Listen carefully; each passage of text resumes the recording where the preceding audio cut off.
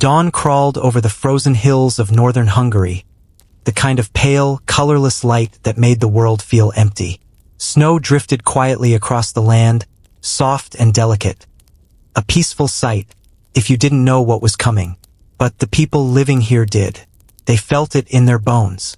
They heard it in the silence of the forests. The Ottoman Empire was pushing north again, swallowing villages, towns, and kingdoms like a rising tide. And this stretch of cold, broken countryside? It was next. The land around Eger was scarred long before the first cannonball ever flew. Fields once rich with wheat were now nothing but frozen dirt. Farmhouses leaned sideways, abandoned by families who ran from the advancing armies.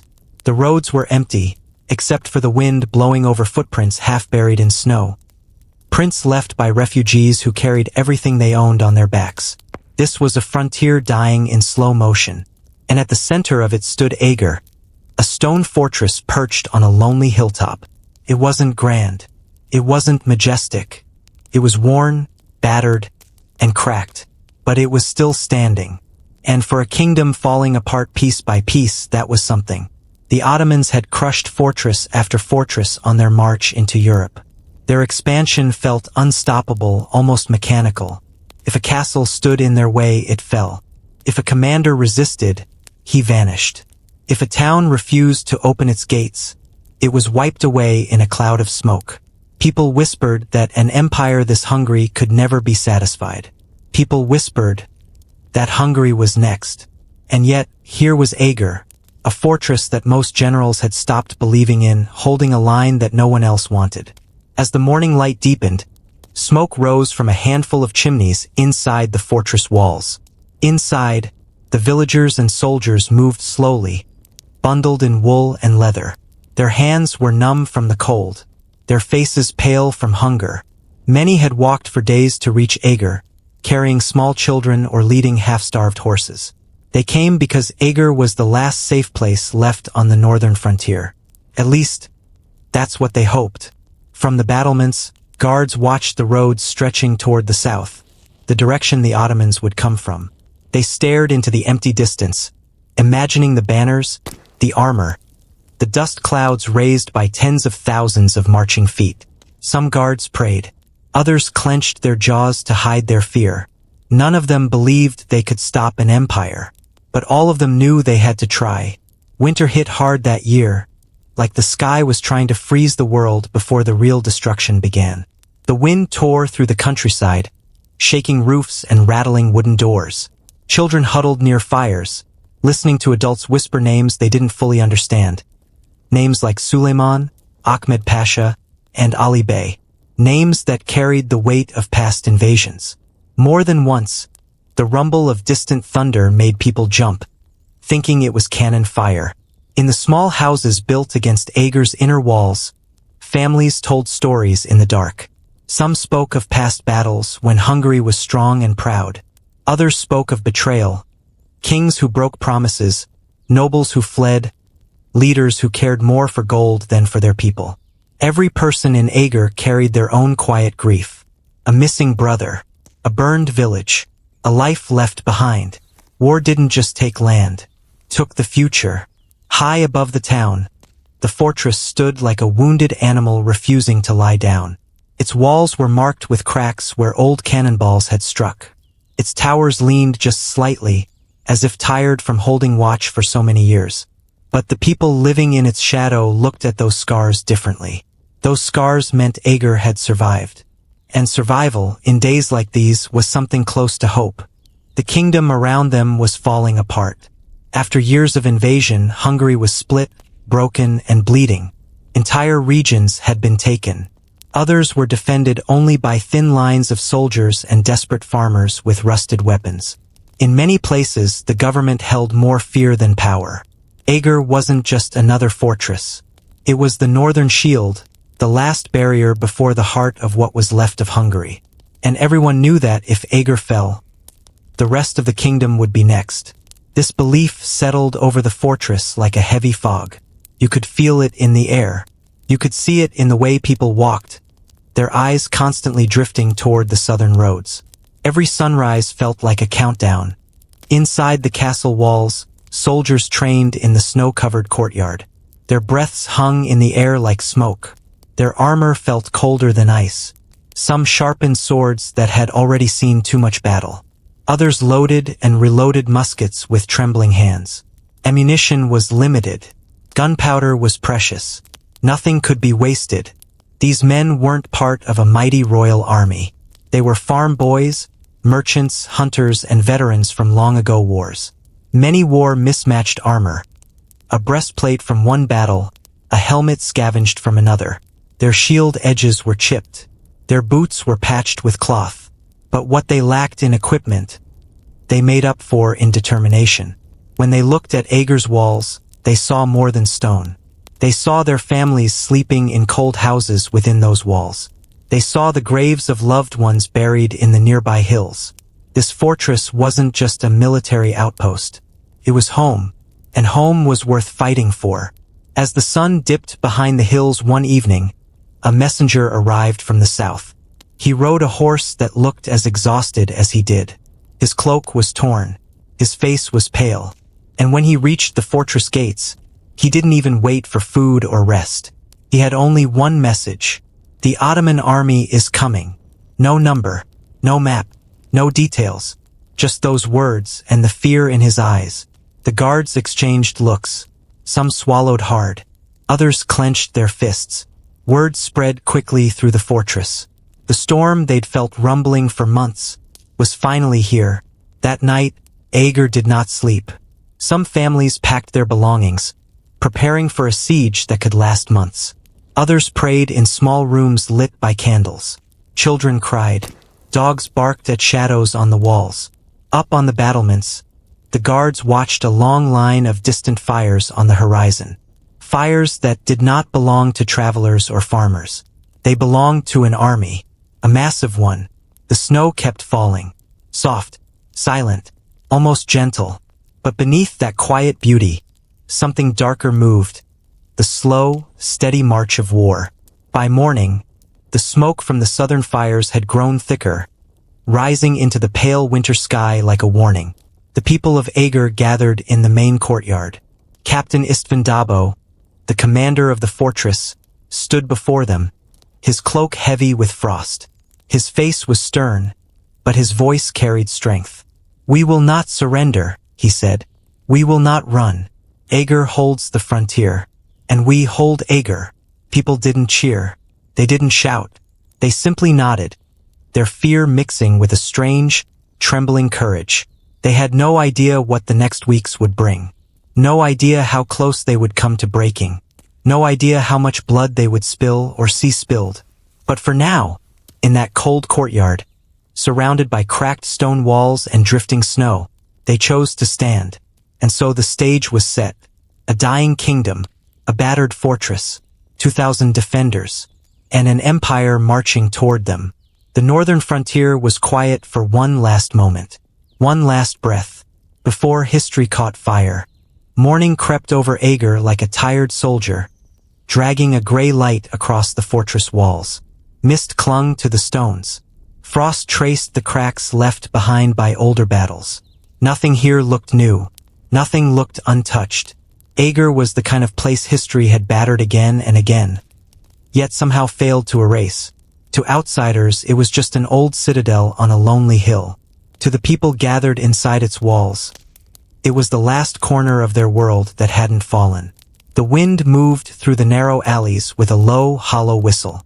It sounded almost like distant voices, like the land itself remembering the lives that had been lost along the frontier. For the villagers who had fled here seeking safety, it was a sound that made them pull their cloaks tighter and keep walking.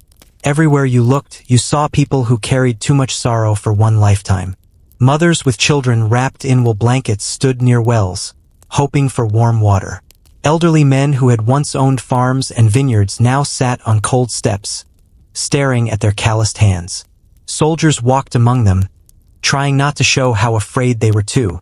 Eger wasn't a city of heroes. It was a city of survivors, and sometimes survivors look like ghosts.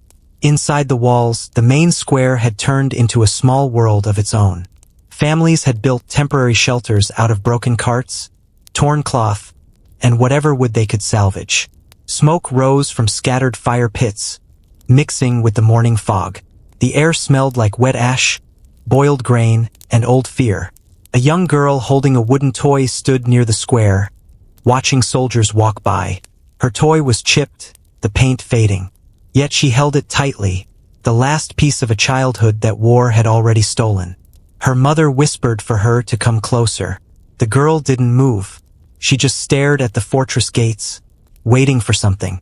Many people in Eger were waiting for the enemy, waiting for news, waiting for fate to choose what would happen to them. The waiting was its own kind of torture. On one corner of the square stood the blacksmith's workshop, one of the few places still echoing with life. Sparks burst from the open doorway as the hammer struck glowing metal. Every clang echoed like a heartbeat through the fortress walls. The blacksmith, Miklos, was a giant of a man with arms thick as tree trunks and a beard stained with soot.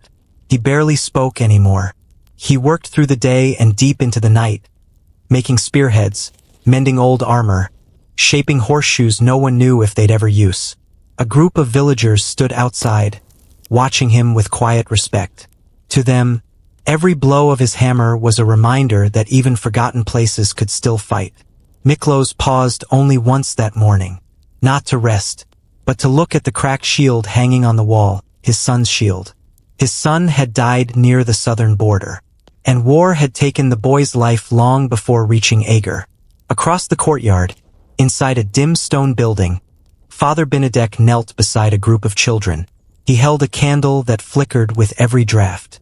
The children listened as he spoke softly, telling them that courage wasn't the absence of fear, but choosing to keep going even when fear was all that remained. The children didn't understand everything he said, but they understood the tremble in his voice. He too was afraid. He too wasn't ready for what was coming. When the candle sputtered, a little girl reached out and steadied it with her hand, whispering, "Don't go out. Not yet." In a place like Eger, sometimes light felt like the most fragile thing in the world. By midday, the fortress had fully awakened. Men gathered crates of stones to stack near the walls. Women stitched torn clothing and prepared bandages. Old hunters repaired longbows they thought they'd never use again. There was no city council, no royal command, just people doing what had to be done. People who refused to be forgotten in their own homeland. Near the main gate, two soldiers argued quietly about how long the fortress could last if a siege began. One believed they might hold out for weeks. The other said days.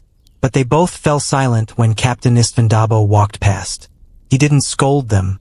He didn't pretend things were better than they were. He simply placed a hand on the weathered stone wall and looked out toward the southern horizon. The land below stretched for miles, empty, silent, waiting. But Dobó wasn't fooled by the calm. He knew the silence before a storm could be the loudest thing in the world. Some of the villagers had begun to paint faint white crosses on their doors and windows, not for protection, but so that the fortress chaplain would know which homes had wounded inside. Others tied red cloth to the handles of buckets, marking them for carrying water to the battlements once the fighting began. Everything was symbolic now. Everything carried meaning. Everything felt like a last gesture. And still Eger kept breathing. Its people gathered at the wells, filling and carrying water up the steep stone steps to the upper walls. Every bucket felt like a shield they were building against the future. Some talked quietly about the past. Stories of harvests, weddings, feasts that felt like they happened in another lifetime. Others said nothing at all, letting the weight of the moment rest on their shoulders. In the late afternoon, a cold wind swept across the fortress. It carried the smell of burning wood not from Eger, but from something far beyond the hills. Refugees arriving at the gate brought more stories. Towns had been taken. Village burned. Families scattered. The Ottomans were closer now. Too close. A young shepherd arrived carrying a lamb with a wounded leg. He asked if there was room for him inside the fortress. The guards exchanged glances. They had orders, but they also had hearts. They let him in. The boy bowed his head in gratitude, then quietly asked, "Will we be safe here?" No one answered, because even inside Eger's walls, no one truly knew. As the sun dipped low, shadows stretched across the fortress like dark fingers. Torches were lit along the walls, their flames snapping in the wind. The light revealed faces lined with exhaustion, hands trembling from cold and dread. It was in these moments, the quiet ones, the fragile ones, that Eger felt most human. A place made not of stone, but of stories, of wounds, of people who had already lost too much to lose this last home. The fortress wasn't filled with knights and nobles. It wasn't defended by elite warriors or well-paid soldiers. It was held by farmers, masons, mothers, old men who could barely hold a sword, young men who had never swung one, people history rarely remembers, people wars usually erase, people the world forgets. But not today, not here. Tonight Eger belonged to them, the forgotten ones, and they would decide whether this fortress lived or died. As darkness finally settled, the fortress torches burned brighter. Families gathered near fires, sharing what little food they had. Soldiers paced the walls, scanning the horizon for even a flicker of movement. The air felt heavy not with snow, but with fate. And somewhere deep inside the fortress, a bell tolled once. A low, steady sound. A signal that every man, woman, and child understood. The time of waiting was almost over. The storm was nearing the gate. Eger, this lonely fortress on a hill, was about to face an empire. And every soul inside its walls knew history had arrived at their doorstep. Night still held the sky when the first horn sounded from the southern watchtower. The echo rolled across the fortress like a warning from the mountains themselves. People jerked awake. Dogs barked. Torches flared to life.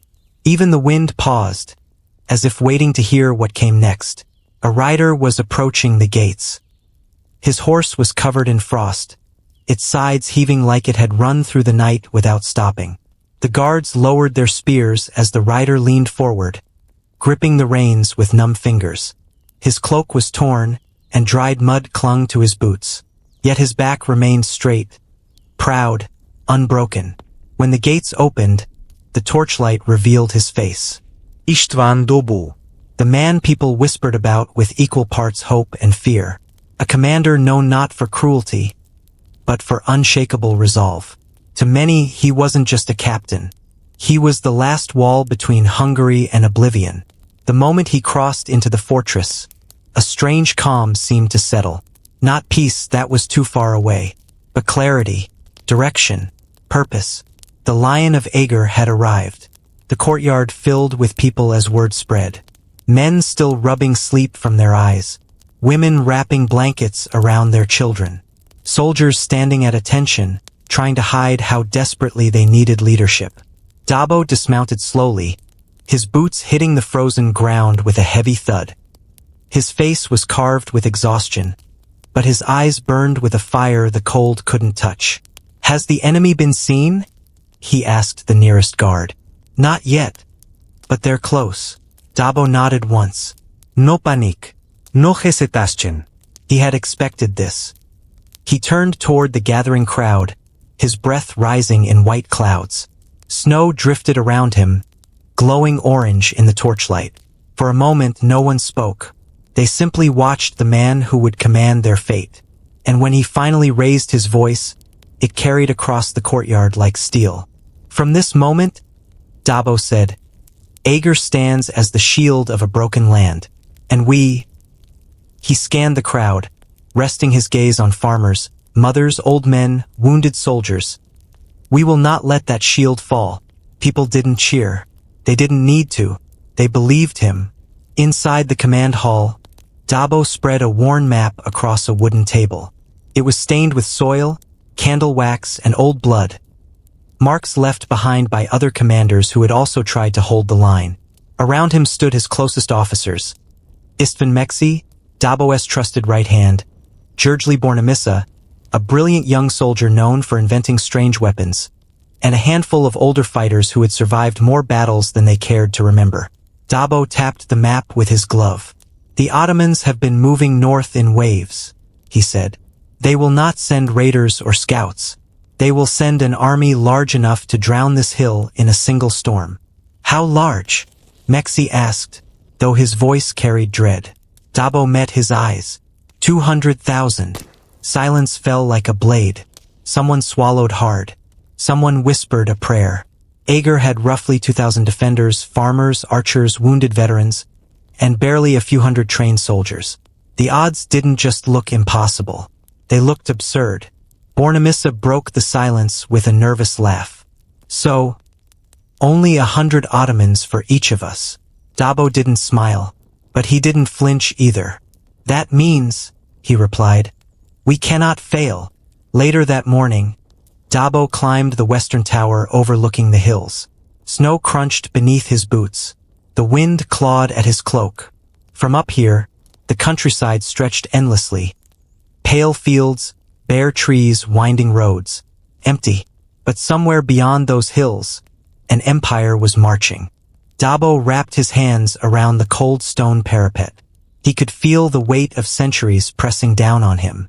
Past kings. Fallen Generals. Lost battles. Hungary had been carved up like hunted land, and Eger was the last place still refusing the role of prey. Mexi joined him on the tower. You really think we can win? He asked quietly. Dobbo didn't answer right away. He kept his eyes fixed on the horizon. We are not fighting for victory, he finally said. We are fighting so that the world remembers we did not bow. Mexi breathed out slowly. That was enough. Sometimes defiance was its own victory. By midday, Dobbo walked through the fortress like a man inspecting the soul of the place. He visited the armory, dark, cramped, filled with mismatched weapons. He inspected arrowheads, tested the sharpness of swords, and watched the blacksmith hammer steel until sparks showered the ground like falling stars. He visited the villagers' shelters, nodding to families who shrank back in fear. When a small boy tugged his cloak, asking, "Is it true they're coming?" Dobbo knelt, placing a gloved hand on the boy's shoulder. "Yes," he said, "but so long as these walls stand, so do we." The boy nodded, trying to be brave. His mother wiped her eyes. Dobbo rose and walked on, carrying their fear with him. As he reached the training yard, the soldiers stiffened. They swung their blades harder, lifted their shields quicker, fired their muskets with renewed focus. The clatter of iron and the boom of gunpowder filled the cold air. A group of young recruits stood in a clumsy formation. They were barely older than children, with shaking hands and pale faces. Dobbo stopped beside them. "Why are you here?" he asked the first recruit. The young man swallowed. "Because, if I run, there's nowhere left to run to." Dobbo nodded. A simple answer. An honest one. He looked at the second recruit. "And you?" The boy hesitated, then whispered, "Because my father died fighting them. Someone has to finish what he started." Dobbo held his gaze for a long moment. "Then fight with the heart he gave you," he said. The recruits stood taller. That evening, a council was held in the great hall. Torches cast long shadows across the stone walls, turning every face into a flickering portrait of doubt and determination. Snow slid from the roof outside with soft thuds, as if the fortress itself were exhaling. One of the older officers spoke first. "We should send word to the king. Ask for reinforcements." Dobbo shook his head. "There are no reinforcements. Every fortress is fighting for its life. We are on our own." Another officer slammed a fist onto the table. "Then what hope do we have?" Dobbo's answer was calm. "We have walls. We have fire. We have courage. And we have the choice to stand when the world expects us to kneel." The hall went silent. Not because everyone agreed, but because everyone knew he was right. Later, Dobbo stepped outside. The night was dark, pierced only by the glow of torches lining the walls. Snowflakes drifted through the air like falling ash. Bornemissa approached him, carrying a strange wooden device. "What is it this time?" Dobbo asked. À surprise, Bornemissa grinned. "One the Ottomans won't enjoy." Dobbo raised an eyebrow. "Just make sure it doesn't blow us up in the process." No promises, Bornemissa laughed. And for the first time that day, Dobbo almost smiled. Almost. As the final hours of night crept over the fortress, Eger felt different. Stronger, more awake, more ready, not because the danger had passed, it hadn't, but because leadership had arrived. The people of Eger no longer felt alone on a dying frontier. Their commander had come, their resolve had hardened, their fate had been chosen, and as the wind swept across the battlements, carrying a faint tremor from the distant south, Dobó whispered into the darkness, "Let them come." The Lion of Eger was ready. And soon, very soon, the Empire would see why even a doomed fortress could roar. Dawn crawled over the northern frontier like a wounded animal, weak and shivering.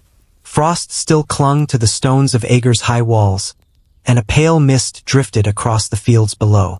For a moment the world was quiet, the kind of quiet that feels borrowed, as if something enormous is holding its breath. Inside the fortress, soldiers woke to the same bitter wind that had scraped across Hungary for months. It carried the smell of burned towns, shattered harvests, and families driven from the countryside. Those who survived now huddled behind Eger's walls, hoping this old fortress could protect them when nothing else had. Captain István Dobó stood on the ramparts long before sunrise. His cloak snapped in the cold wind, but his eyes remained fixed on the horizon, a narrow line between night and morning where shadows seemed to shift in unnatural ways. He couldn't name it yet, but something was coming, something vast. As the first rays of sunlight broke through the mist, a young lookout raced up the stairs, breathless. "Captain, you need to see this." Dobó didn't answer. He didn't need to. He already felt it. A tremor in the air, like a drumbeat far away. He stepped closer to the battlements and stared into the dim light. And then, slowly, terribly, the horizon changed. A dark red streak bled across the far edge of the world. It wasn't a sunrise. It wasn't a trick of light. It was movement, endless movement. Columns of soldiers, row after row, stretching farther than any eye could follow. A sea of banners rose behind them, snapping sharply in the growing wind. Red, green, and black, the colors of the Ottoman Empire, rolling forward like a tide that intended to drown everything in its path. The watchers on the walls froze. Some gripped the stones so tightly their knuckles turned white. Others whispered prayers under their breath. A few simply stared, empty-eyed, as if their minds refused to accept the scale of what they were seeing. Tens of thousands, maybe more. One soldier whispered, "God help us. That's an army fit to break kingdoms." He wasn't wrong. On paper, Eger had barely 2,000 defenders strong enough to hold a weapon. Farmers, blacksmiths, monks, a handful of real soldiers. The numbers didn't add up, not even close. Outnumbered more than 20 to 1. And yet, the gates remained closed. Inside the fortress, fear spread like cold water through cracks in stone. Mothers held their children tighter. Old men walked with unsteady steps, trying to pretend their courage hadn't slipped in the night. Even the soldiers, men hardened by years of war, felt their breath tighten in their chests. One of the younger fighters, barely 16, stared at the nearing army with wide eyes. "Do we even stand a chance?" he whispered to no one in particular. A veteran named Martin, whose beard had long gone silver, placed a heavy hand on the boy's shoulder. "A chance? No," he said, "but we stand because this place is home. And sometimes that's enough." By mid-morning, the Ottoman host filled the horizon like a living landscape. Drums pounded across the plains, slow and steady, echoing off the hills. Banners rippled in perfect lines. The glint of morning light flashed off thousands of spearheads, turning the approaching force into a field of silver stars marching in unison. Behind the infantry came mounted Sipahi cavalry, armored horses snorting clouds of steam into the cold air. Behind them, long chains of siege engineers hauled massive wooden wagons. Cannons, some the size of small houses, rolled forward, their iron mouths yawning open as if hungry. This wasn't simply an army. It was a storm born of empire. Word spread quickly through Eger. People crowded every viewpoint, searching the plains with haunted eyes. Children who once played in the courtyards now clung to their parents, too afraid to speak. Even the priests, usually pillars of calm, walked with trembling hands as they lit candles in the small stone chapel. Inside the command hall, Dobó met with his officers. The air felt thick, heavy with unspoken dread. They had all of Hungary to march through, one commander muttered, and they still came here, to us. Dobó's voice was calm, too calm. Eger stands in their path to the heart of the kingdom. If we fall, the road to Vienna opens wide. Another officer slammed his fist onto the table. We can't hold against forces this size. Dobó finally looked up. His stare was sharp, cold, unwavering. Maybe not, but we can make them pay for every inch. And if God wills it, we can make them leave. No one spoke after that. There was nothing left to say. By noon, the Ottomans began to form their encampments. Tens of thousands of tents blossomed across the fields, spreading out like a city born in a single day. Smoke from 100 cookfires drifted toward the fortress, carrying the smell of spiced meat. Strangely normal for something so terrifying. From the walls, the defenders watched in complete silence. Silence was safer than hope. Occasionally, an Ottoman scout would ride close, just far enough to taunt the fortress, before galloping back into the growing camps. Their laughter carried faintly across the wind, thin and sharp. As the sun sank lower, shadows thickened across the countryside. The earth trembled under the weight of marching feet as even more units arrived. Artillery crews, elite janissaries, and long wagons filled with supplies. One of the women sheltering in the courtyard placed a hand on her husband's arm. "They look endless," she whispered. He forced a smile. "So are we." But his eyes betrayed him. The Ottoman drums finally fell silent at dusk, replaced by the low hum of thousands of voices settling into camp. Fires dotted the dark plains like stars fallen from the sky. The glow lit their banners red, turning the night into a field of blood. Dobó walked the battlements one last time before darkness fully settled. Soldiers bowed their heads as he passed, not because he demanded it, but because seeing him calm kept their own fear from boiling over. One look at the enemy lines told him everything he needed to know. When dawn came again, Eger's test would begin. He paused at a corner of the wall where the stones were still warm from the day's last light. Below him, the town slept in uneasy slumber. Behind him, the fortress whispered with the sounds of men preparing for the unthinkable, checking bows, sharpening blades, whispering final prayers. All around, the wind carried the distant echo of the Ottoman camp. Faint singing, muffled footsteps, the metallic clatter of weapons being prepared for sunrise. A storm was gathering, a storm big enough to swallow kingdoms. But inside this battered stone fortress, the gates stayed closed. "Let them come," Dobó whispered to the night. "We will meet them here." And so, on that cold evening over the northern frontier, with a sea of enemy banners flooding the plains and death waiting just beyond the walls, the people of Eger made their silent promise. They would not run. They would not surrender. They would stand even if the world around them burned to ash. The horizon glowed red late into the night, as if warning the fortress of what awaited them. Tomorrow the siege would begin. Tomorrow the real story would start. But for now, in the fragile stillness between fear and fate, Eger held its breath. A lone fortress staring down an empire. The first cannon did not fire at dawn. It waited. The sun rose over the plains like an exhausted soldier, its weak light crawling across the endless Ottoman encampment. Frost steamed off the tents. Horses stamped impatiently. The breath of tens of thousands turned the morning air white. Eger's defenders stood on the walls long before sunrise, gripping their weapons, their hearts pounding like drums in their chests. The silence felt unnatural. Too heavy, too long, too sharp. Then it snapped. Somewhere deep inside the Ottoman camp, a horn blew low, rising, cutting through the cold air like a blade. Every defender on the walls froze, because they knew the moment they had dreaded was here. The first cannon shot tore the morning apart. It erupted with a deafening roar, a blast so enormous it felt like the sky itself cracked open. A sphere of iron, heavy enough to smash through bone and stone alike, screamed across the distance and slammed into Eger's wall with an impact that sent dust spraying high into the air. For a heartbeat, the world was nothing but thunder. Children hiding in the tunnels beneath the fortress pressed their hands over their ears. Old men whispered broken prayers. Mothers held their sons and daughters close, trying to keep them from shaking.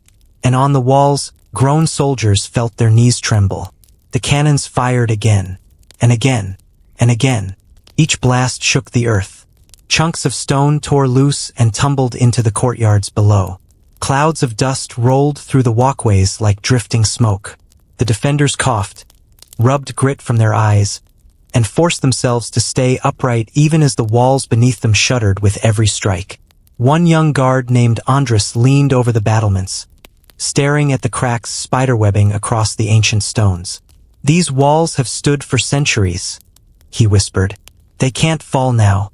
They can't." Beside him, an older archer forced a grim smile. "Stones don't win battles," he said. "People do." But even he swallowed hard as another cannonball smashed into the outer tower, sending a burst of debris raining down onto the courtyard. A scream rose from below. Someone hadn't moved fast enough. Within the tunnels where the civilians hid, the air vibrated with every impact. Dust fell from the ceiling in fine streams. Children cried into their mothers' cloaks. One boy, no older than 10, looked up and asked in a trembling voice, "Is the fortress falling?" An old woman placed a gentle hand on his cheek. "No, child," she said softly. "It's standing for you." But she could feel the ground shaking. She could hear stones cracking. And she knew, everyone knew, that no fortress was unbreakable. The bombardment grew worse as the morning deepened. Ottoman engineers rolled more cannons into position. Monstrous bronze guns polished until they gleamed in the sunlight. Crews worked with brutal efficiency, loading powder, packing charges, firing with a rhythm as steady as a heartbeat. Boom! Boom! Boom! Each blast sent a tremor through Eger's skeleton. Inside the command tower, Captain István Dobó studied the damage. He moved from window to window, watching how each section of the wall responded to the impacts. His jaw stayed tight, but his eyes narrowed with every fallen stone. "How long before they breach?" one lieutenant asked, unable to hide the fear in his voice. Dobó didn't answer at first. Instead, he ran his hand along a deep crack snaking through one of the inner pillars. Dust clung to his fingertips. "Not today," he finally said. "And not tomorrow." He turned to face his officers. "We knew the cannons would come. We knew they would try to break us. But listen well, walls are stone. Stone cracks, but courage does not." Some of the commanders straightened their shoulders. Others drew slow breaths. A few closed their eyes for a moment, letting the words sink into their bones. Then the next cannon shot hit the tower with such force that the entire room trembled. Outside, soldiers scrambled as debris tumbled onto the ramparts. A group of defenders pulled a wounded man from the rubble. His face gray with shock, blood running down his arm. He tried to stand, but his legs gave out beneath him. "They're trying to shake us apart," one defender muttered through clenched teeth as he helped lift the wounded man onto a stretcher. "No," another answered. "They're trying to scare us apart." And in truth, fear was the real enemy that day. By midday, the fortress was wrapped in a haze of dust so thick it dulled the edges of the sun. The sky above Eger looked like a world caught between smoke and storm clouds. The air tasted of grit and burning powder. Women carrying buckets of water ran between the wounded. Priests moved like shadows through the chaos, whispering blessings to those too injured to fight. Everywhere, people worked. Not because they believed they could win, but because stopping meant surrender, and surrender meant death. In the tunnels, some of the children had stopped crying. Now they simply stared at the ceiling, listening to the endless booming, waiting for the moment when the earth might split beneath them. A teenage girl named Alona sat beside the tunnel entrance, clutching her little brother's hand. "When will it stop?" he whispered. She didn't know. She wanted to lie, to tell him it would end soon, but the explosions above them said otherwise. Still, she leaned closer and whispered, "When the walls decide they've had enough." Above them, the defenders were reaching their own breaking point. Hours of bombardment wore down even the bravest. Dust clung to every face. Hands shook from the constant vibration of the stone beneath their boots. Men coughed from the smoke until their throats burned.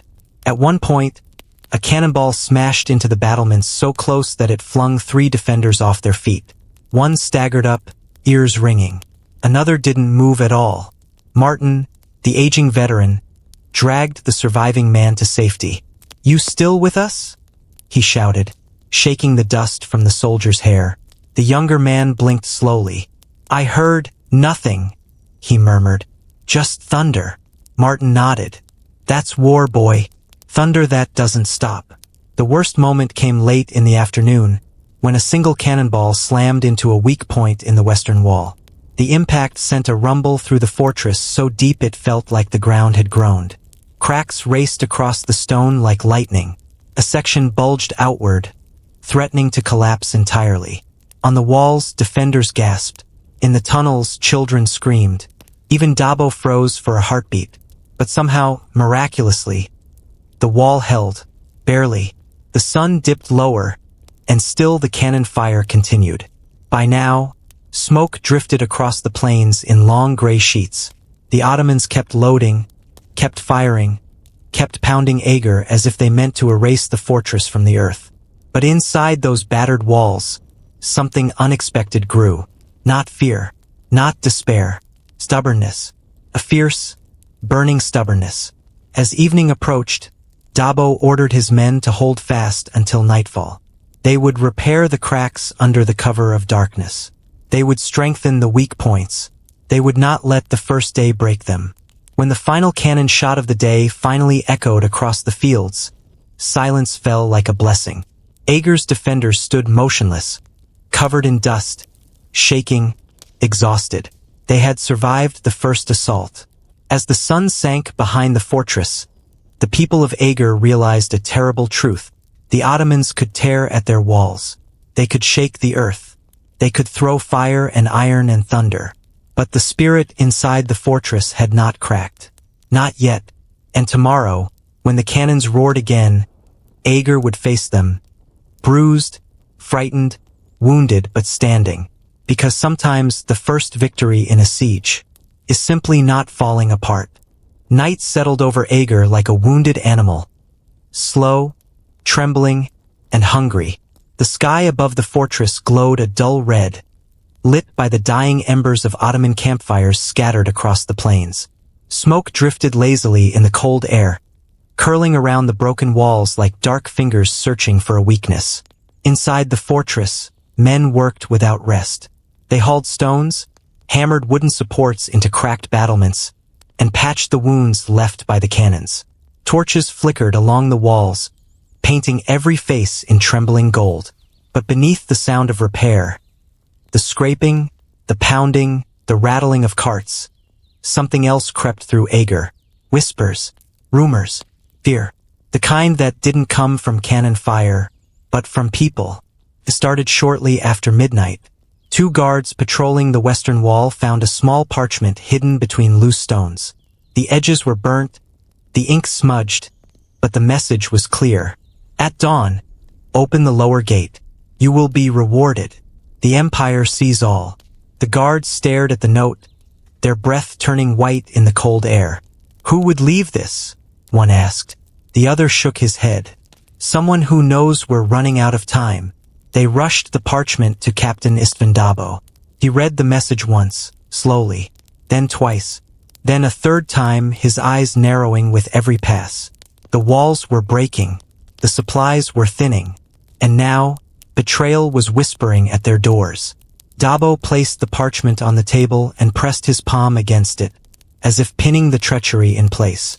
So it begins, he murmured. Eger was not just a fortress. It was a cage filled with fear, and fear has a way of changing men. By the second week of the siege, supplies had grown tight. The defenders rationed every loaf of bread, every drop of wine, every strip of dried meat. Civilians felt hunger first, then soldiers, then even commanders. Hunger made people desperate. Desperation made people dangerous. At dawn, the fortress awoke to shouts near the food cellar. A soldier had been caught stealing dried grain, enough to feed 10 men. His excuse crumbled beneath questioning. He wasn't starving. He was planning to trade the grain for safe passage into the Ottoman camp. A defector, the first of the siege. He was dragged before the courtyard, shaking, pleading, his voice cracking as he begged for mercy. Dobó looked him in the eyes and saw the truth. The man believed the fortress would fall. He believed Eger had already lost. Dobó spoke quietly, but his voice carried through the courtyard. "This siege will break our walls," he said, "but it will never break our faith, not unless we let it." The traitor was imprisoned, but the damage was done. People talked, people wondered, people feared. If one man could lose hope, how many others were waiting for their chance? Later that same day, another rumor spread. This one louder, more vicious, cutting through the fortress like a blade. Someone had been sending messages to the Ottomans. A spy inside the walls. Women gathering water whispered about it. Soldiers sharpening their blades muttered curses under their breath. Even children hiding in the tunnels heard adults speaking in low, frightened tones. Who is it? Who's selling our secrets? And what happens when the enemy pays them enough to slit our throats? The paranoia grew like a sickness. Men eyed each other with suspicion. Friends avoided walking alone. Some refused to sleep at night, fearing a knife in the dark more than a cannonball at dawn. The worst blow came when the armory reported missing powder, enough to fill several cannon barrels. It hadn't been lost. It hadn't been misplaced. Someone had taken it. Someone was helping the enemy. Dobó gathered his commanders as the sun dipped behind the hills. The room was dim, lit only by a few sputtering candles. Outside, the distant rumble of Ottoman drums carried faintly through the smoky air. "We are being attacked from two sides," Dobó said quietly. "From outside these walls, and from inside them." One commander slammed his fist onto the table. "Name the traitors. Execute someone, anyone. Fear must be answered with fear." Dobó shook his head. "Panic spreads faster than cannon fire. If we start killing our own without proof, we will do the enemy's work for them." His words calmed the room only slightly, because deep down, everyone knew something hard and bitter. If the Ottomans didn't destroy Eger, fear would. That night, the spy finally revealed themselves, or so it seemed.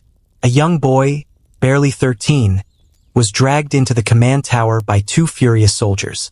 He was crying, trying to explain, trying to make them listen. "He was near the gate," one soldier shouted. "We saw him trying to pull out the bolts." The boy fell to his knees. "I wasn't. I was only..." His voice broke. Dobó stepped forward, his expression tightening. He knelt beside the boy. "What were you doing?" he asked softly. The boy sobbed into his hands. "My mother, she's sick. She needs medicine. The Ottomans said they'd help if I just opened the gate a little. Just a little." The room fell into stunned silence. This wasn't a spy. This wasn't an enemy agent. This was a child crushed under the weight of suffering, pulled between fear and hope, trying to save the only person he had left. Dobó exhaled slowly. "Take him to the tunnels," he said. "Keep him with the other children, and pray that he never feels this desperation again." The soldiers obeyed, but their faces were pale. Because if even a child could be tempted, how many adults were thinking the same thing? As the night grew colder, a thick fog rolled across the plains. The Ottomans used the cover to move their engines closer. Great wooden towers, battering rams wrapped in wet hides, ladders taller than houses. Eger's sentries watched these shapes emerge from the mist, their silhouettes massive, dark, and silent. Fear tightened its grip on the fortress once again. One of the sentries, a man named Gabor, leaned against the battlements, his breath shaking. He whispered to himself, "If there are traitors among us, the walls won't matter." Then he heard footsteps behind him. He spun around, spear ready, only to see Father Benedek, the fortress priest, clutching a lantern. "You see monsters in every shadow," the priest said gently. Gabor swallowed hard. "Shouldn't I?" There may be spies here, thieves, butchers, people ready to open the gates and hand us over. The priest stepped beside him, gazing out over the enemy camp. True, he murmured. But remember, fear makes us blind. When we see enemies everywhere, we lose the strength to stand together. Gabor closed his eyes, letting the words sink in. But even he could not quiet the gnawing dread that whispered at the back of his mind. Before dawn, another plume of smoke rose from the plains. Not cannon fire, a signal. Ottoman scouts answered with horns, then drums, then torches lifted high. A message passed quickly through the fortress. They're preparing an assault. Eger braced for the next storm. But this time, the danger wasn't only the enemy outside. It was the doubt inside. Dobó walked along the wall, his cloak fluttering in the cold wind. He could feel the weight of the fortress pressing down on him. The fear, the hunger, the suspicion, the rumors. He stopped near the cracked western wall and placed a hand on the trembling stone. We can survive cannon fire, he whispered. We can survive hunger. But betrayal can break a fortress faster than steel. Below him, the enemy torches flickered brighter. The next attack was coming. And Eger, wounded and shaken, would have to face it with fractured trust. The smoke of the siege drifted through the night, and in that smoke whispers moved like ghosts. Whispers that could destroy everything. Dawn arrived in shades of gray, a cold, colorless light creeping across Eger's shattered walls. The fortress looked like a wounded beast. Smoke drifted from cracked stone. Blood from yesterday's fighting had frozen into dark streaks along the battlements. Every man who walked those walls carried exhaustion in his bones. But on this morning, something else stirred in Eger. Something fierce, something desperate, something no one expected. It began with a scream, not from a soldier, but from a woman. Just after sunrise, the Ottomans launched their next assault. From the plains below, ladders rose like skeletal fingers reaching for the sky. Warriors climbed them in swarms, shields strapped to their backs, blades glinting in the sharp morning light. Drums thundered, horns wailed. The assault hit the fortress like a roaring tide. Eger's defenders rushed forward, spears lowered, swords drawn. They fought with everything they had left, but their arms were heavy, their steps unsteady. The siege had drained them day after day, and the Ottomans knew it. They pushed harder, climbed faster, shouted louder. For a moment, the Hungarian line bent under the weight of the assault. And that's when they appeared. Not soldiers, not mercenaries, not trained fighters. Women. They had watched the siege from the shadows, from doorways, cellars, tunnels, and the edges of courtyards. They had nursed the wounded, cooked thin soup, carried stones, and buried the dead when no man had strength left. But that morning something changed. When they saw the enemy climbing the walls, when they saw their husbands, brothers, fathers, and sons pushed back, the women of Eger did not run. They rose. One grabbed a bucket of boiling water from the communal cooking pot and sprinted toward the battlements. Another lifted a clay jar filled with burning pitch. Others took up stones, broken tiles, even tools from the workshops. They moved with determination, not wild or reckless, but steady, like people who knew this was their last line, their last chance, their last breath. Commander tried to stop them. Get back. It's too dangerous. But the first woman to reach the wall looked him dead in the eyes. If Eger falls, she said, danger will find us anyway. Then she ran past him, and the others followed. The Ottomans reached the top of the first ladder. A soldier hauled himself over the edge of the wall, eyes locked on the defenders. Before he could swing his sword, a bucket of boiling water crashed into his face. He screamed, falling backward off the ladder, knocking 3 more men down with him. Another attacker climbed up beside him, only to be struck in the skull by a fist-sized stone thrown by a woman barely past 20. The battlements exploded into chaos, but chaos that favored Eger. Women ran along the wall, shouting warnings, carrying ammunition, pouring boiling water, throwing burning tar. Their courage hit the defenders like electricity. Men who moments before could barely lift their arms suddenly fought like they were alive again. Even the Ottomans hesitated, because no warrior expects to see a wall defended by people who should have been hiding in the tunnels below. One woman stood out. Her name was Margit. Not a noblewoman, not a soldier's wife, just a baker. She had spent the siege kneading dough with trembling hands, feeding men who might not live to see the next sunrise. But now, as she stood on the battlements, she carried something far heavier than bread. A cauldron of burning tar. It took 2 men to lift it onto the stones, and still she pushed them aside as she strained to tilt it over the wall. Her arms shook violently, but she held on with everything she had. Below her, Ottoman soldiers climbed the ladders, shields raised, swords drawn, eyes set on the top. Margit grit her teeth, leaned forward, and released the cauldron. A wave of black, flaming tar poured onto the attackers. Screams echoed across the field as men scrambled away, dropping from ladders, rolling in the dirt, desperately trying to extinguish the fire that clung to them like living oil. The assault faltered, not because the defenders were stronger, not because the walls were higher, but because the women of Eger fought with a fury that even the empire could not predict. Near the southern wall, a group of Ottoman soldiers managed to breach the parapet. They climbed over a collapsed section of stone and rushed toward the inner court. A cluster of defenders moved to stop them, but they were too few. The breach widened. Victory for the Ottomans seemed only a heartbeat away. Then, from inside a nearby storehouse, came a crashing sound. The doors burst open, and out rushed 10 women carrying barrels strapped with rope. Gunpowder. One soldier yelled, "Stop! It's too dangerous!" But the women didn't slow.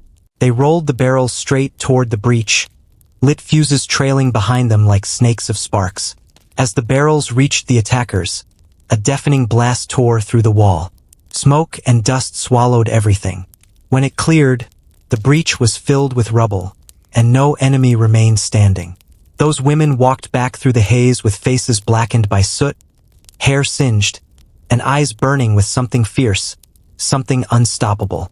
From the courtyard below, soldiers stared in disbelief. One whispered, almost in awe, "They fight like fire." The battle raged for hours. The Ottomans launched wave after wave, trying to overwhelm the defenders with sheer force. But every time a ladder rose, a woman was there. Every time an enemy's helmet appeared, a stone met it.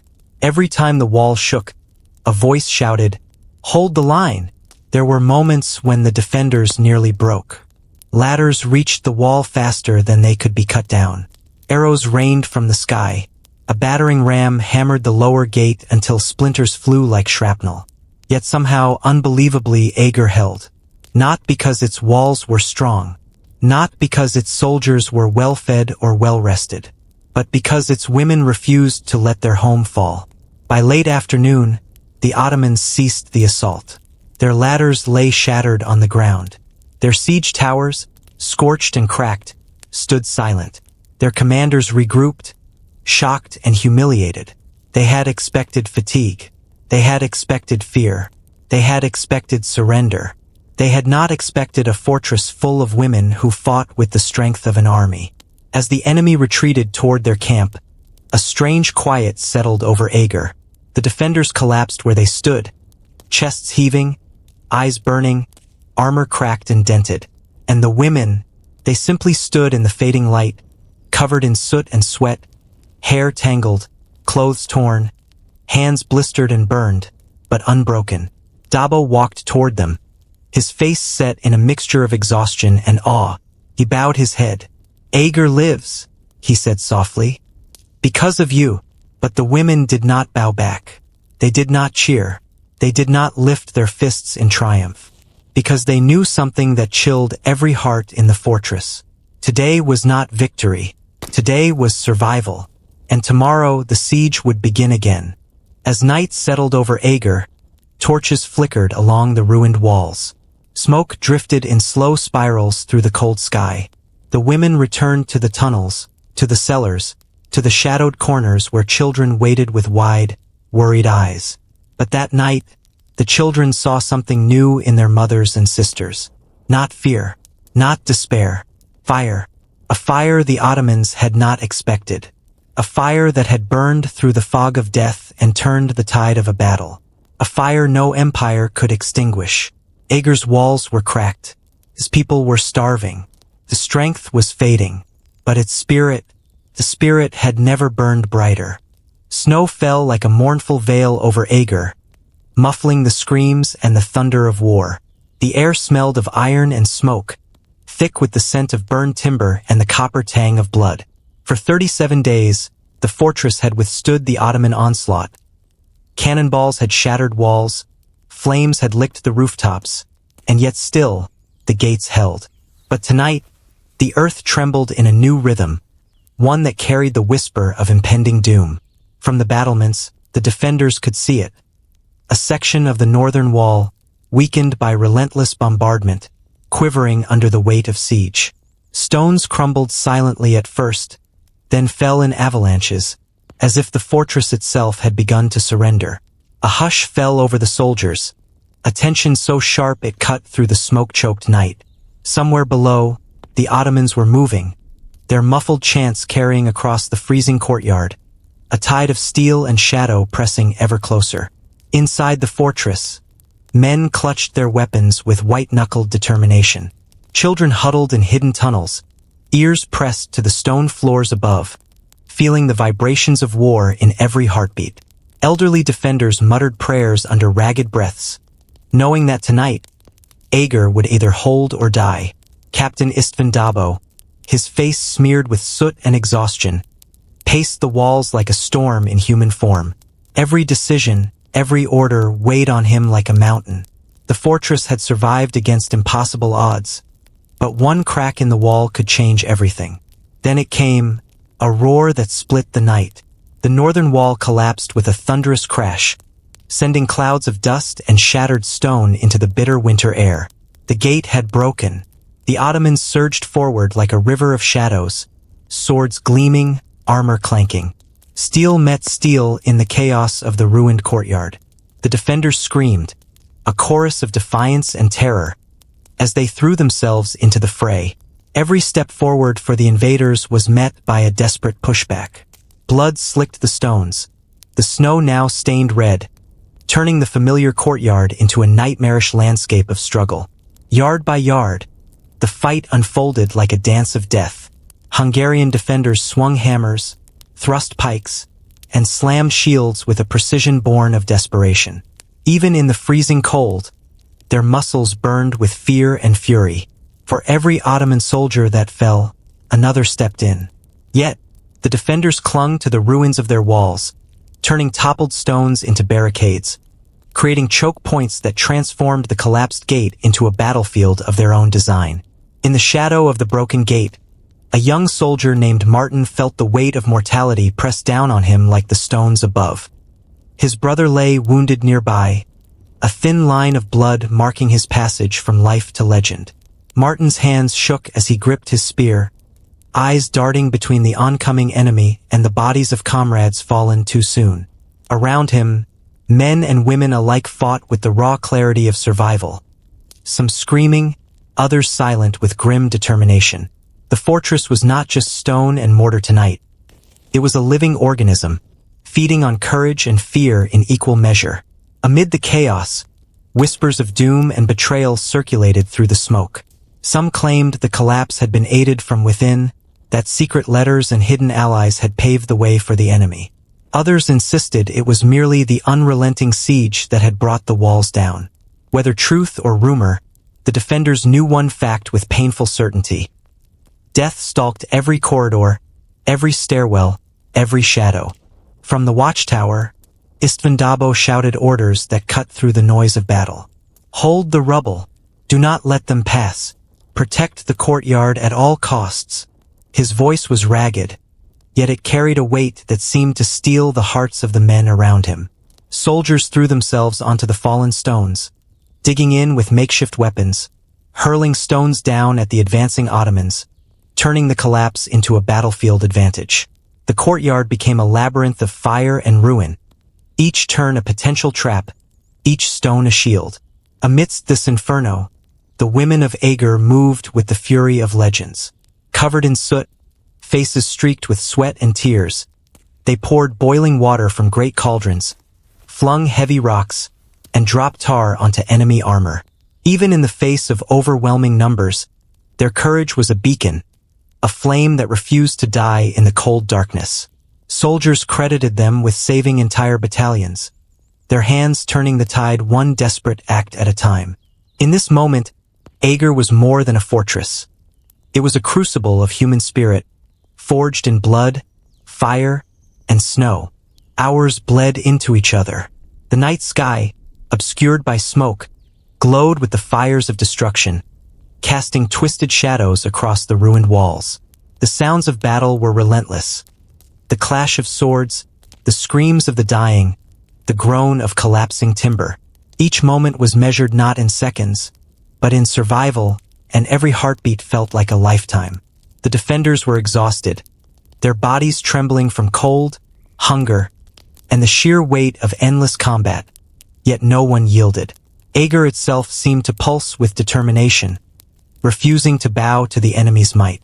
In a brief lull, Dobó moved among his men, eyes meeting theirs, silently conveying what words could not. We are the walls. We are the stones. If we fall, all is lost. Stand! And stand they did. Even as the Ottomans clawed inch by inch through the broken gate, the defenders created a new line within the ruins. Blood-soaked and frozen, they held fast. One soldier, barely able to lift his sword, shouted through the smoke, "For Eger! For Hungary!" And with that, the fortress seemed to roar back, every cry echoing across the battered walls. But the night was cruel, and victory remained uncertain. For every Ottoman who fell, 3 more took his place. The snow turned red with blood, masking the edges of stones and bodies alike. Fear and courage intermingled in every breath, and death danced freely among those who dared to defy it. The broken gate was no longer merely an entrance. It was the threshold of annihilation, a place where the fragile line between survival and extinction wavered perilously. As dawn approached, smoke curled into the sky like fingers of the past, whispering of the horrors that had unfolded. The defenders, battered and bruised, held the courtyard with grim determination. The Ottomans, surprised by the ferocity of resistance, hesitated, their confidence shaken by the resilience of a fortress that should have fallen in hours. Eger teetered on the edge of oblivion, yet it refused to collapse entirely. For a moment, the world held its breath, watching this small bastion of defiance against the relentless tide of an empire. By the first light of morning, the courtyard was a scene of devastation. Stones strewn like the remnants of broken dreams, bodies entwined in eternal struggle, and fires smoldering where barricades had once stood. And yet, in the midst of ruin, life persisted. The defenders, exhausted but unbroken, prepared for the next wave. The fortress had been tested in the crucible of fire and steel, and though the walls were breached, the spirit of Eger remained intact. In the echoes of that night, history would remember a fortress trembling on the brink of death, a place where courage clashed with fate and human determination carved out a sliver of defiance in the face of an empire. The broken gate was not an end. It was a testament to the cost of survival, a dark, blood-soaked prologue to the desperate gambles yet to come. Smoke curled into the sky like ghostly fingers, carrying with it the acrid scent of blood and stone. Eger's courtyard, still trembling from the night of the broken gate, was a battlefield carved from despair. Men and women moved like shadows among the rubble, their breath ragged, faces streaked with soot and frostbite. The Ottomans pressed forward relentlessly, their cries blending into a sinister symphony of steel against stone. The fortress, battered and bleeding, teetered on the edge of annihilation. Inside the keep, István Dobó's eyes burned with a fire that rivaled the flames of the cannons outside. For 38 days, he had watched his fortress endure the impossible. Cannonballs tearing walls, soldiers collapsing from exhaustion, supplies dwindling like the last embers of a dying hearth. Yet tonight, he faced a choice so perilous it could either save Eger or destroy it entirely. He could see the enemy massing beyond the courtyard, their armor glinting in the flickering torchlight, confidence etched on every face. One decisive act could turn the tide. But at what cost? Dobó called his captains into the inner hall, voices echoing off the cold stone. "We have held them at every turn," he said, his tone grim but steady. "But soon they will overwhelm us. We cannot fight the tide forever." His gaze swept across the men, lingering on their hollow eyes and trembling hands. "Tonight we take a gamble. A fire will rise within these walls. It will burn. It will rage. And in that fire we will find our chance." The plan was simple in words, impossible in execution. A massive fire would be lit in the heart of Eger, a blazing barrier meant to block the Ottomans and buy precious time. Logs, pitch, and tar were piled high in the courtyards and along the collapsed walls. Men and women worked feverishly, hearts pounding, knowing that a single spark could consume everything they had fought to protect. Yet hesitation was a luxury they could not afford. The fortress itself seemed to pulse with urgency, its stones trembling as if aware of the gamble their defenders were about to take. Outside, the Ottomans sensed the faint unease in the defenders' lines. A scout reported suspicious movements near the inner keep. Soldiers whispered, eyes narrowing as shadows shifted, unaware that they were witnessing the birth of a plan that would decide the fate of a kingdom. Dobó moved through the fortress like a phantom, lighting the first torches, his hands steady despite the knowledge that this fire could just as easily consume them all. As the flames took hold, smoke poured upward in thick, suffocating waves. The fire licked the walls, curling around the rubble and igniting tar-soaked barricades. Heat radiated outward, turning the bitter winter night into a furnace. The defenders braced themselves, faces streaked with sweat and soot, as the inferno roared to life. For a moment, terror gripped their hearts. The fire was alive, unpredictable, a force of chaos as dangerous as the enemy itself. Then came the first clash. The Ottomans charged into the courtyard, their numbers overwhelming. Yet the fire transformed the battlefield.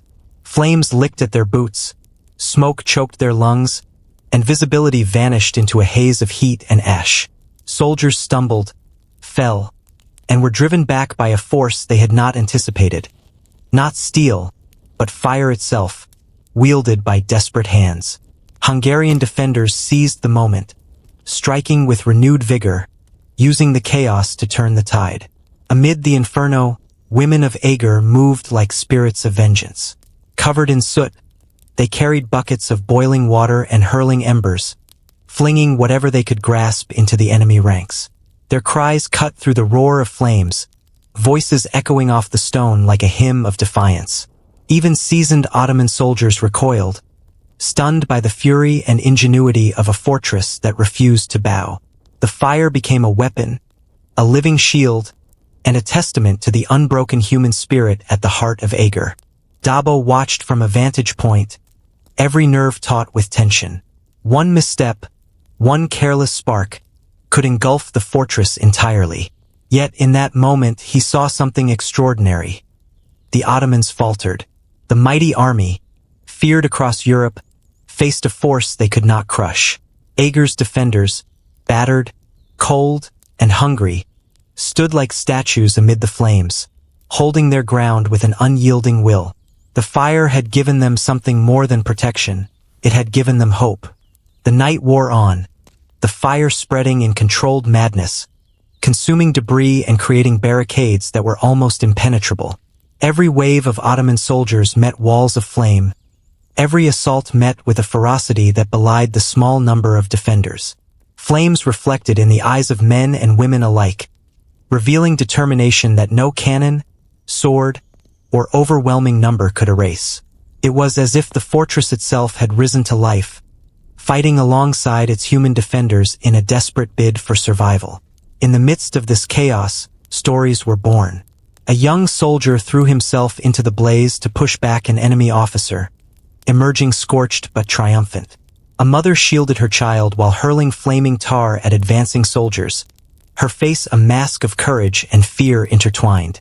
And Dobó, standing among the smoke and fire, became both leader and symbol, a man who gambled everything on a single act of defiance, trusting in the heart of his people and the strength of their fortress. By the first light of dawn, the courtyard was a surreal landscape. Fire still smoldered, smoke hung heavy in the air, and the snow was melted into patches of blackened, blood-stained ice. The Ottomans, exhausted and disoriented, had been driven back. Their confidence had faltered in the face of a small fortress's audacious gamble. Eger, battered and blackened, had survived another night of impossibility. The fire had done its work not merely as a weapon, but as a declaration. This fortress would not yield, not to overwhelming odds, not to the weight of an empire. In the aftermath, silence fell over the fortress, broken only by the crackle of dying flames and the groans of the wounded. Dobó walked among his defenders, seeing the toll the night had taken. Frostbitten hands, scorched faces, and eyes that had stared too long into the abyss. Yet there was also relief, quiet and profound. Against all odds, Eger had held. Against all logic, human courage and calculated desperation had triumphed. And as the smoke lifted, revealing the battered stones and scorched earth, a haunting thought lingered in the minds of all who survived. The fortress had been saved by fire, yes, but it had been human courage that turned flames into salvation. The gamble had worked, but only because the heart of Eger, every man, woman, and child refused to surrender. That night, a small fortress had defied an empire, and in doing so had carved its name into the annals of legend. Dawn broke over the fortress of Eger, pale light filtering through the smoke that still curled from yesterday's inferno. The walls were blackened, scarred by cannon fire, and the snow lay in patches, mixed with mud, ash, and blood. But despite the destruction, Eger stood. For 39 days, the fortress had been battered, besieged, and tested beyond reason, yet it had survived. And somewhere within the Ottoman lines, a change was stirring, a fracture in what had seemed invincible. The Ottoman army, a tide of tens of thousands, had arrived expecting an easy victory. They had imagined walls crumbling in hours, defenders falling like wheat before the scythe. But Eger had shattered that illusion. Exhaustion hung over the Ottoman ranks like a thick fog. Soldiers moved sluggishly, faces pale, eyes haunted by nights of fire, snow, and relentless resistance. Disease crept among them, cholera and dysentery gnawing at bodies already weakened by cold and hunger. Even the bravest men looked to one another with growing unease, wondering if victory was slipping beyond their grasp. Inside the fortress, defenders barely recognized the faces of their enemies. What had once seemed a relentless, unstoppable force was now a ragged, faltering army. Every cannonball that failed to break a wall, every assault repelled by desperate hands, had taken its toll. The Ottomans had lost officers, lost discipline, lost faith in their own might. Their banners no longer moved with the same precision.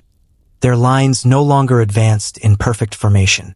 Eger, small and battered, had begun to bend the mighty into something human, fallible, tired, and vulnerable.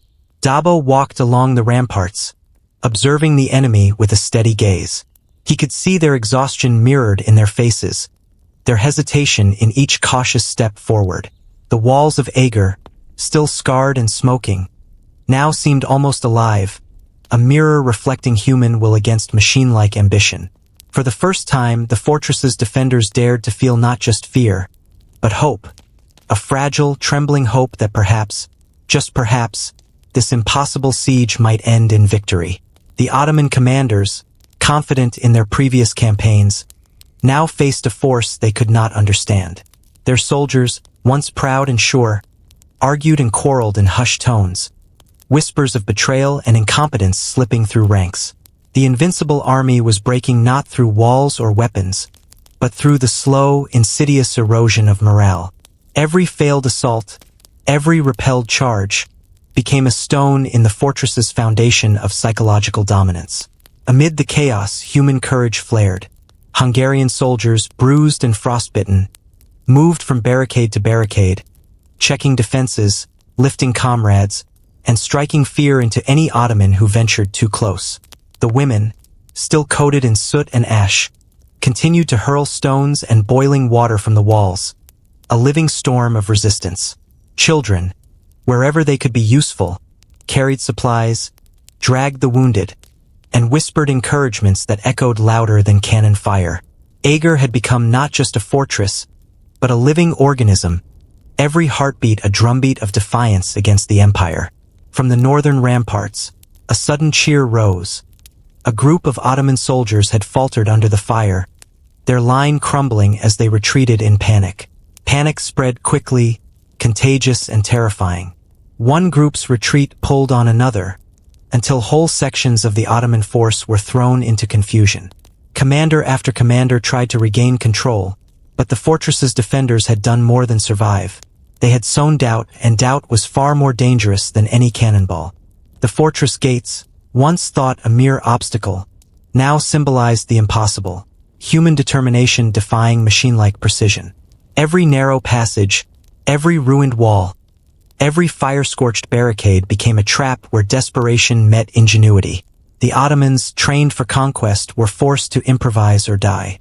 Their confidence faltered with every inch of ground lost, every body thrown back over the walls, every charge repelled by ingenuity born of fear and courage intertwined.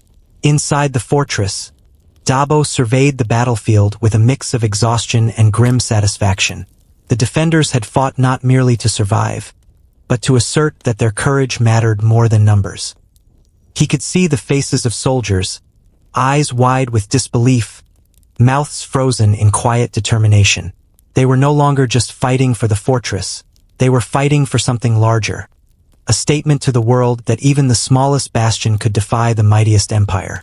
The day passed in a blur of action and tension. Ottoman assaults faltered against barricades, walls, and the relentless human spirit of the defenders. Men who had barely slept or eaten moved with precision born of desperation. Each repelled attack chipped away at the once invincible army's cohesion. Exhaustion became the enemy's deadliest weapon, and Eger's defenders wielded it like a blade. As night approached, the Ottoman army was unrecognizable from the force that had encircled the fortress so many weeks before. Their soldiers staggered under the weight of loss, disease, and confusion. Officers barked orders that went unheeded, and whispers of retreat spread like wildfire. The invincible army, feared across Europe, had begun to crumble under the relentless determination of a few thousand desperate defenders. Eger had done what no one had thought possible. It had turned the tide not with overwhelming strength, but with relentless spirit and strategy. Inside the fortress, relief mingled with exhaustion. Dobó moved among his men and women, checking barricades, distributing water, and quietly acknowledging the efforts that had brought them this far. Every hand that had hurled stone, every eye that had watched the enemy approach, every foot that had pressed forward despite frostbite and hunger, had contributed to the breaking of an empire's army. Eger had survived through courage, ingenuity, and the unyielding refusal to yield to fear. In the quiet moments after the last Ottoman assault faltered, the fortress exhaled.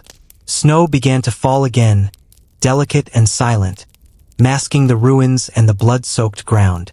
The invaders, once a relentless tide, retreated into the distance, their banners faltering, their morale shattered. Eger, battered, scarred, and smoke-stained, stood triumphant. It was a small fortress, yet it had accomplished what seemed impossible. It had broken the invincible. History would remember this not merely as a military victory, but as a testament to human courage and resilience. The fortress had shown that determination, ingenuity, and the refusal to surrender could triumph over overwhelming force. The invincible army, feared and respected, had been humbled not by magic or fortune, but by the sheer will of people determined to survive, to protect their homes, their families, and their honor. As night fell, Dobó stood on the ramparts, watching the retreating Ottomans vanish into the horizon. The wind carried whispers of snow and smoke, the quiet aftermath of devastation and triumph. He knew the kingdom itself might still be crumbling, but tonight, Eger had become more than stone and mortar. It had become a symbol of resistance, a testament to the power of courage in the face of impossible odds. And in that realization, the defenders allowed themselves a rare moment of hope, fragile but alive, shimmering against the darkened sky. Dawn crept over Eger like a pale, hesitant ghost. The sky was bruised with the remnants of smoke from smoldering fires, the bitter scent of burnt timber still hanging heavy in the air. The fortress, battered and blackened from nearly 40 days of relentless siege, had endured beyond all expectation. Outside, the remnants of the Ottoman army stirred, weary shadows among the broken snow, their banners drooping, the pride of a mighty empire crumpled by fatigue, disease, and the unyielding courage of a few thousand defenders. The defenders of Eger, though exhausted beyond imagining, felt a tremor of disbelief coursing through them. 39 days of cannon fire, starvation, and unrelenting assault had left their fortress scarred and bloodied, yet standing. Men and women moved among the rubble, checking barricades, tending to the wounded, and quietly exhaling as they realized, for the first time in weeks, that the siege might truly be over. In the cold light, the true scale of the battle became apparent. Courtyards were strewn with shattered wood and stone. The walls bore the scars of artillery, and snow was forever mingled with mud and blood. Bodies of soldiers, both Hungarian and Ottoman, lay entwined in the cruel testament of war, silent witnesses to the chaos of survival. Children peered from hidden corners, wide-eyed, watching the last echoes of an enemy retreating into history. And amid it all, István Dobó stood tall on the northern rampart, eyes scanning the horizon, chest heaving with exhaustion and pride. The Ottoman retreat was a slow, chaotic exodus. Their soldiers, demoralized and disoriented, stumbled across the frozen ground, leaving behind artillery, banners, and the remnants of their once legendary discipline. What had been a wave of conquest now looked like a trickle of defeat. Dobó watched silently, knowing that the battle had been won not by overwhelming force, but by the indomitable will of those who had refused to surrender. Each man and woman who had held a wall, poured boiling tar, hurled stones, or dragged the wounded to safety had carved a mark into history that no cannon could erase. As the defenders stepped onto the blood-soaked courtyard, the reality of survival began to sink in. Their hands were frostbitten, their bodies aching with wounds, yet their hearts were alive with the raw, uncontainable relief of victory. They had done the impossible. Against overwhelming odds, against the might of an empire, they had survived. And for a fleeting moment, the world seemed to hold its breath, as if recognizing that a small fortress, filled with courage, could defy destiny itself. Dobó moved among the men, speaking in quiet tones, offering words of encouragement and solace. Soldiers clutched one another, tears freezing on their cheeks, as they realized they were alive. Children who had spent weeks in tunnels, hiding from cannons and steel, emerged blinking into the pale light, their innocence forever marked by the siege. Women tended to the wounded, their hands steady despite fatigue, their eyes reflecting a mixture of sorrow and triumph. Every living soul within Eger had survived something extraordinary, something that would echo far beyond the frozen walls of a small fortress. The Ottomans, once confident and proud, now slinked into history with the weight of defeat upon them. News would later spread across Europe that a small fortress had resisted a mighty army, that courage and ingenuity had triumphed over numbers and reputation. Within the gates of Eger, defenders whispered in disbelief, laughing and crying in turns, unable fully to grasp the enormity of what had been achieved. Every stone of the fortress seemed to hum with the memory of the struggle, of fires lit, walls held, and lives risked for survival. Dobó walked to the highest tower, surveying the battlefield. He could see the frozen snow glinting in the morning light, scattered remnants of cannon, the twisted shapes of siege equipment abandoned by the retreating Ottomans. His chest swelled with a complicated pride. Pride for the lives saved, for the fortress preserved, yet heavy with the knowledge of the friends, family, and comrades lost along the way. Each victory had been bought with pain. Each day survived paid for in blood, fear, and sheer human will. As the sun rose higher, its weak warmth falling upon the battered stones, the defenders began the slow, arduous task of tending to the wounded and burying the dead. Silence hung over the fortress, broken only by the groans of the injured and the soft crunch of boots on the snow-stained ground. It was a silence heavy with relief, grief, and the deep awareness that they had glimpsed death in every corner of the fortress. Yet, despite this, there was celebration, quiet and solemn. A recognition that Eger had endured, that human courage had turned the tide against an empire. Stories would be told for generations of that last dawn, of soldiers who stood frozen with exhaustion yet found strength for one final defense, of women who refused to hide from the flames and steel, of children who survived by the courage of others, and of Dobó, who gambled everything on fire and strategy, guiding the fortress through the impossible. This dawn marked not just the end of the siege, but the triumph of spirit over overwhelming force, the victory of human resilience over despair. By midday, the Ottomans had vanished beyond the horizon, leaving behind a landscape scarred by battle and a fortress alive with the pulse of survivors. The defenders of Eger stepped carefully through the ruins, each footstep a testament to endurance, each glance a reminder of lives saved and sacrifices made. The fortress, though battered, stood as a symbol, a small, defiant monument to courage when all hope seemed lost. Dobó, standing once more atop the ramparts, allowed himself a rare moment of reflection. He knew the kingdom itself might still face collapse, that the empire beyond would recover and continue its campaigns.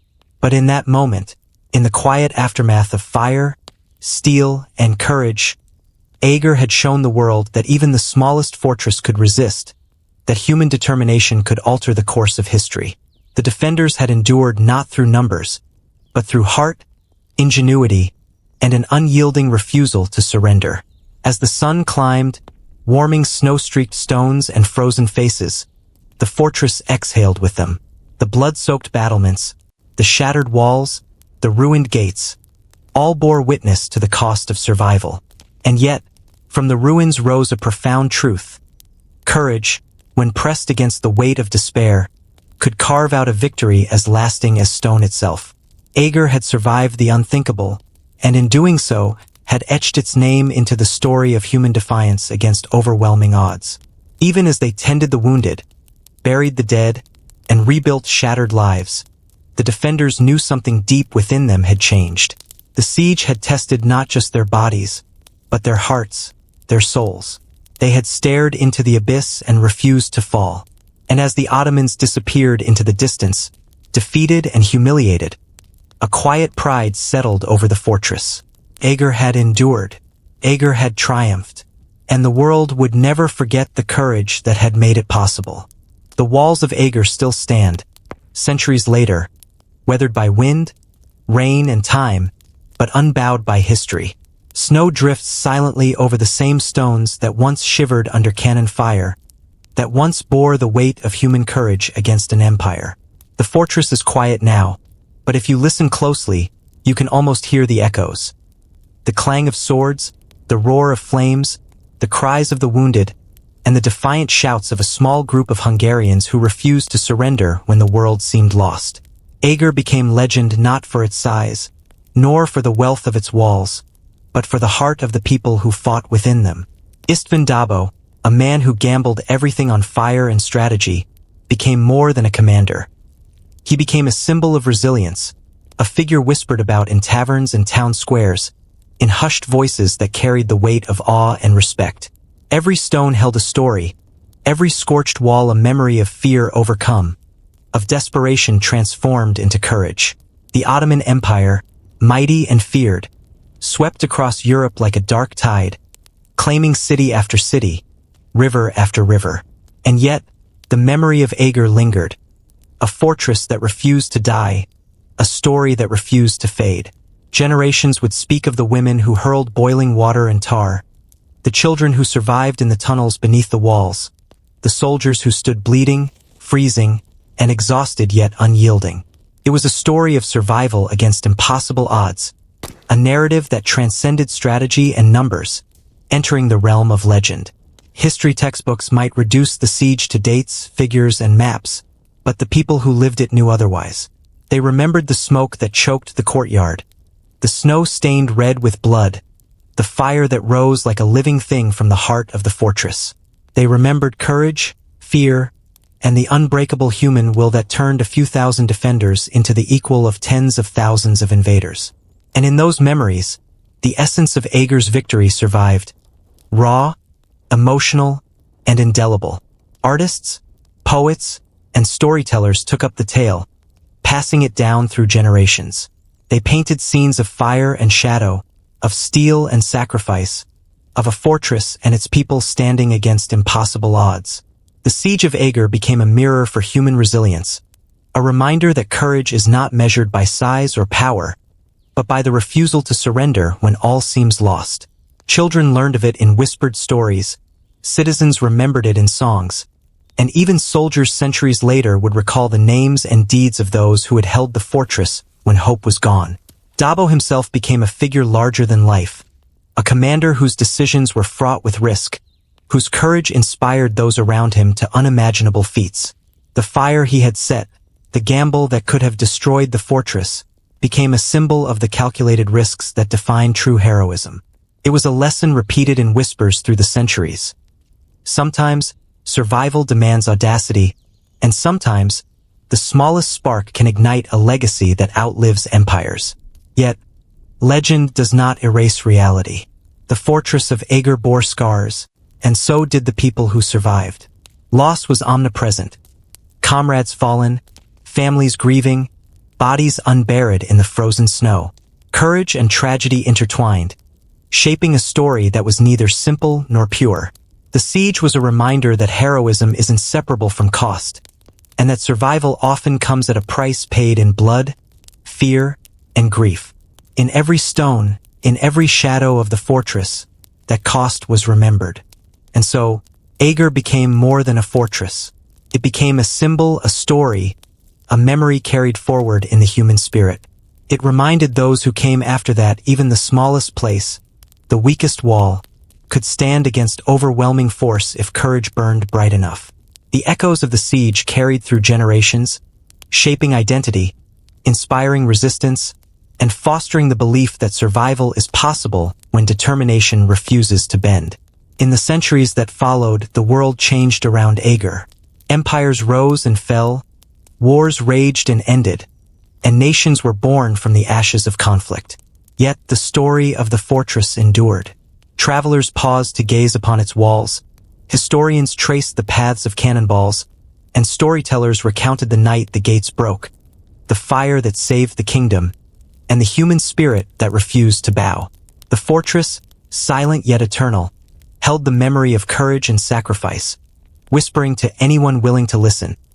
Even the smallest bastion can defy the mightiest foe. Today, Eger stands as a place of remembrance, where tourists walk among the stones, imagining the screams, the smoke, and the courage of those who lived through the siege.